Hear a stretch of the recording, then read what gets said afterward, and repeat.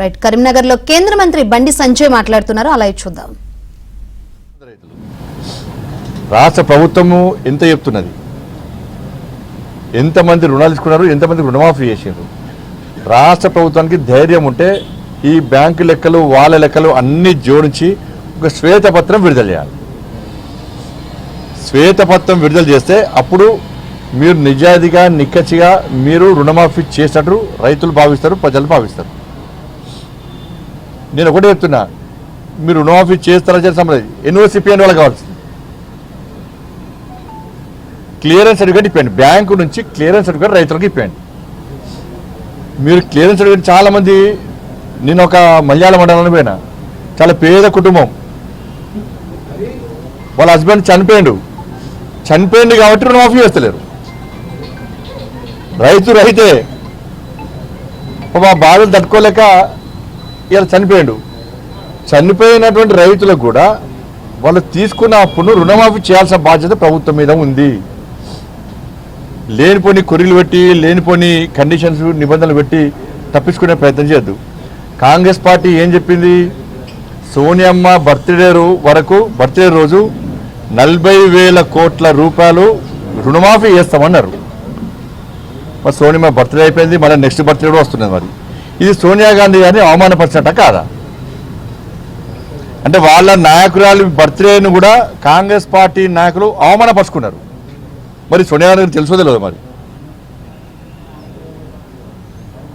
మీ నాయకురాలు పేరు చెప్పి కూడా మీరు రైతుల మోసం చేసిర్రు అంటే కాంగ్రెస్ పార్టీ అంటేనే మోసం అనేది రైతుల లోపల నాటకపోయింది. అది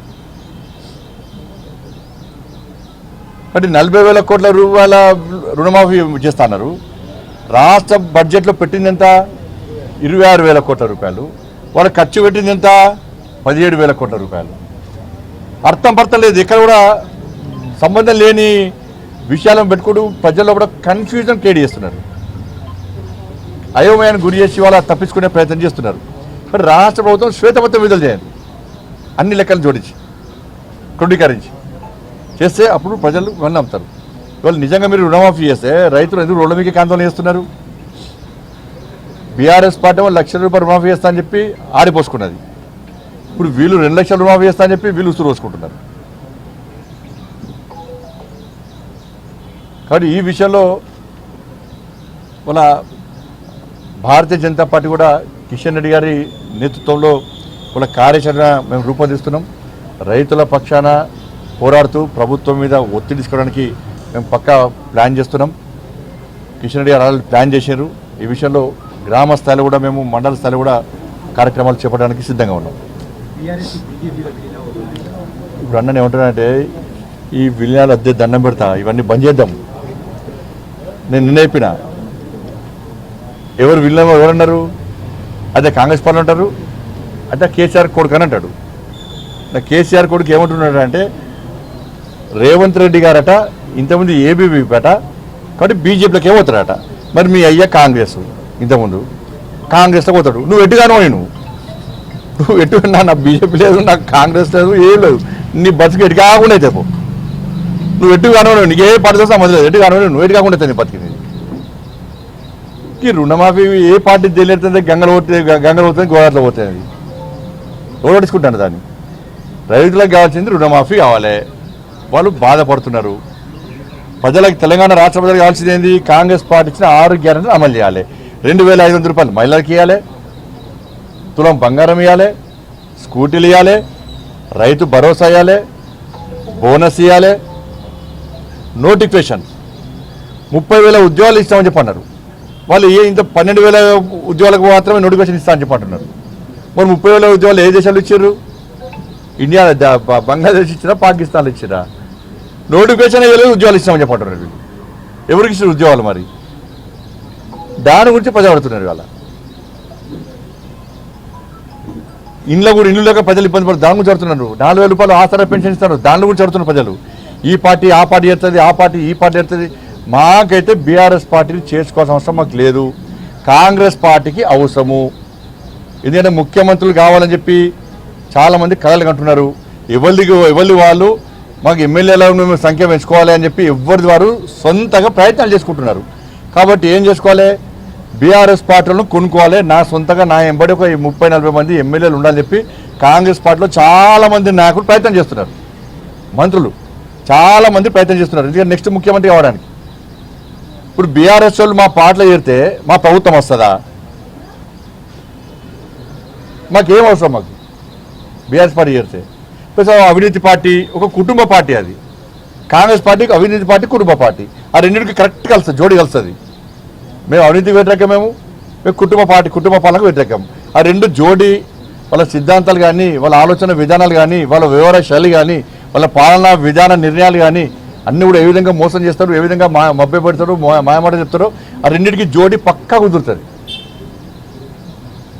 కాబట్టి అవి రెండు కలుస్తాయి, గ్యారంటీ కలుస్తాయి. అవి ఇదంతా ఏంటంటే ప్రజలు ఏమనుకుంటున్నారు, బీఆర్ఎస్ పార్టీ ప్రజలప్పుడు ఏ విధంగా వ్యతిరేకతున్నారా, మంచి ఉందని తెలుసుకోవడానికి కాంగ్రెస్ పార్టీ ఆడుతున్న నాటకాలు ఇవి.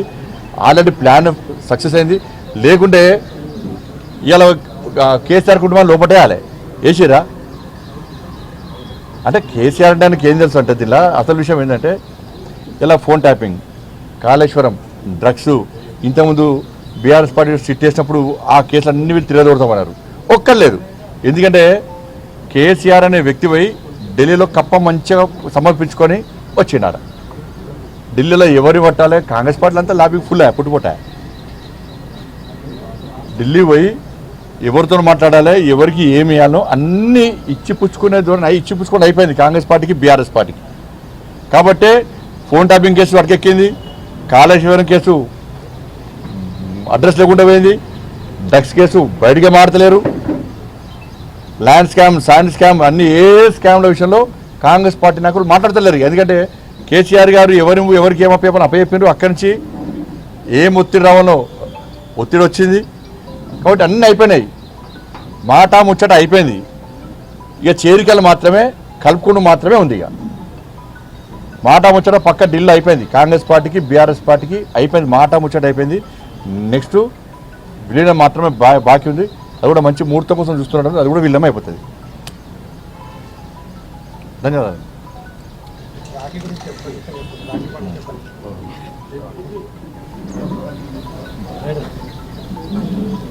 హిందూ బంధువులందరికీ రక్షాబంధన్ శుభాకాంక్షలు. ఈ రక్షాబంధన్ అక్క చెల్లెలు,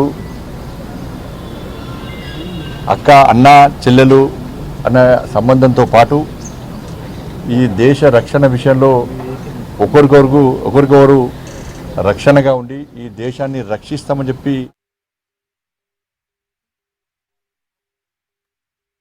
పండుగనే రక్షాబంధన్.